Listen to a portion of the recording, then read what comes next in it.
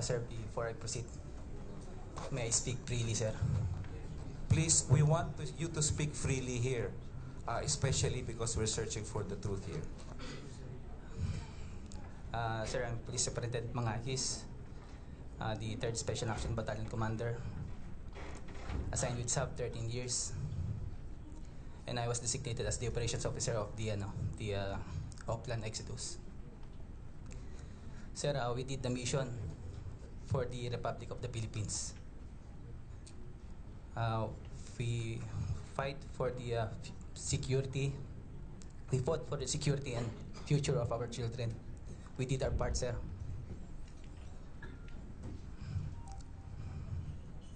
With regards to the operational background, it entails a lot of trainings and experience, exposure in the field.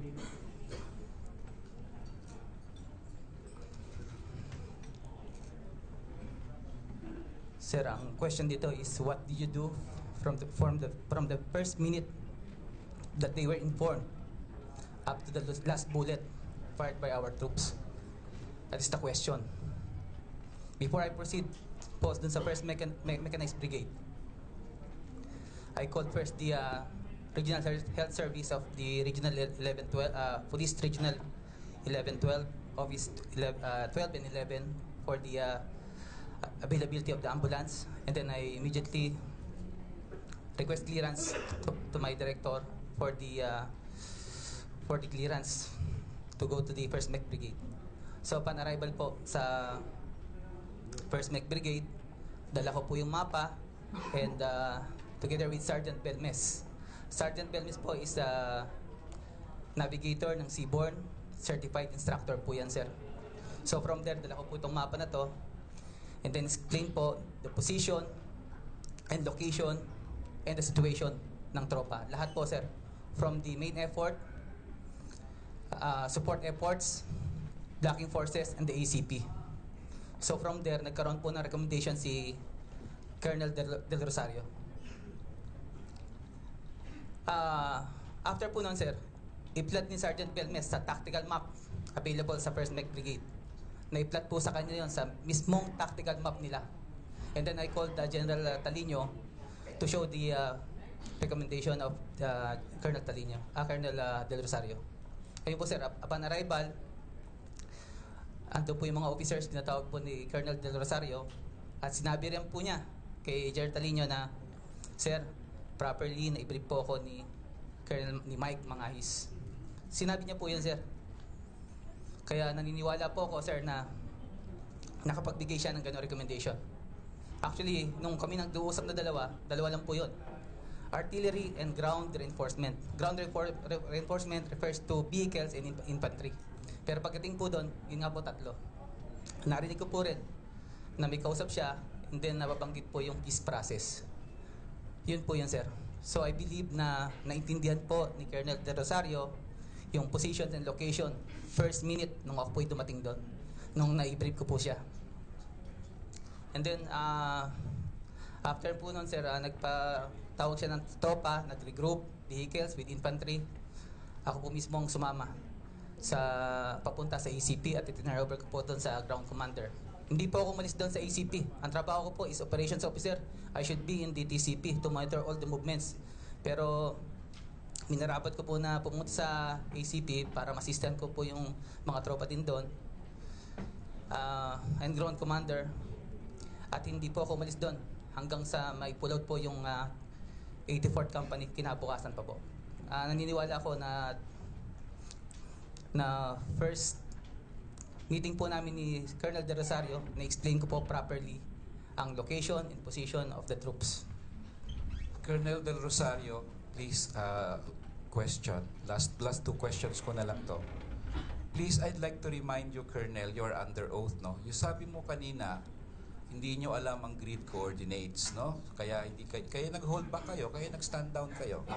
I'd like to quote to you page 32 of the BOI report. Text mo kay General Pangilinan.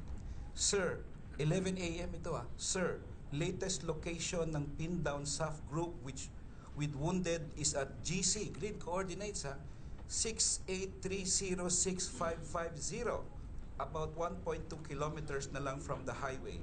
Nearest SAF team reached 700 meters, 60-second DRC with SAF body team at only 300 meters. So you knew the grid coordinates right at 11 o'clock a.m., Colonel. May I react now, sir?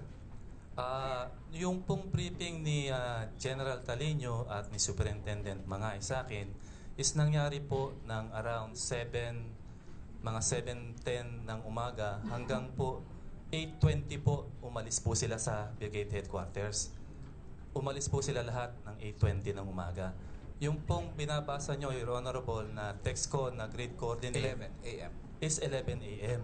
Na yan po yung tinanong po rin ni Honorable ako sa akin po, na sinabi ko pong tinext ko rin po kay General Pangilinan. 11 o'clock na po yan. So despite Ng hapon. alam nyo ng grid coordinates, ayaw pa rin ni General Pangilinan. Hindi pa niya na-fulfill ang protocols. Is that what you're saying? Yung pong text na po yan is update ko lang po yan sa nangyayari doon po sa area. Kasi po, required po ako as commander to give him progress report. Nasaan na po yung DRC namin, nasaan na po yung SAP namin, nasaan na po yung ano yung nangyayari. It's an update kay General Pangilinan. Last question, please. Yun po yung 11 o'clock. That's why I like to be clear, yun po yung grid coordinate na minimension nyo. Then another one po is during the morning po, nung nandoon po kami sa brigade headquarters with General Talino at Superintendent Mangais, I'd like to ask Superintendent Mangais, is he sure na ang kausap ko is si General Pangilinan nung kung may narinig pa siya na peace process? Because marami po akong kausap at that time, that morning. Marami pong tumatawag sa akin, getting information. So, I'd like to kung sigurado siya. Second po is, noong pong time na kausap ko po si General Pangilinan, inquiring about doon po sa presence ng civilian at saka doon sa location ng nagwi-withdraw. Yung sinasabi po ni Superintendent Mais, tama po yun. Tinuro niya po yung location ng mga waypoints. But ang sinasabi ko po, nagwi-withdraw po sila. Ibig sabihin, the troops are moving. And I'm asking them, nasaan ang location nung nagmo-move? And what they are telling me is the probable location. They cannot even tell me nasaan ang lead element, nasaan ang tail element. They cannot even tell me any is the main body. Tinanong ko po sabi ko, sir, ilan ba itong 30 ba ito? 40 ba ito? 50 ba ito? They cannot even answer me. Yung supporting effort na later on ko na lang po nalaman na 50-50 sa I asked them, ito pong napapa-encounter niyo po. Ilan po ba ito? 30 po ba ito? 40 ba ito? 50? General Talino and Superintendent Mangais cannot even answer kung ilan. So yun lang po ang gusto kong sabihin. Salamat po.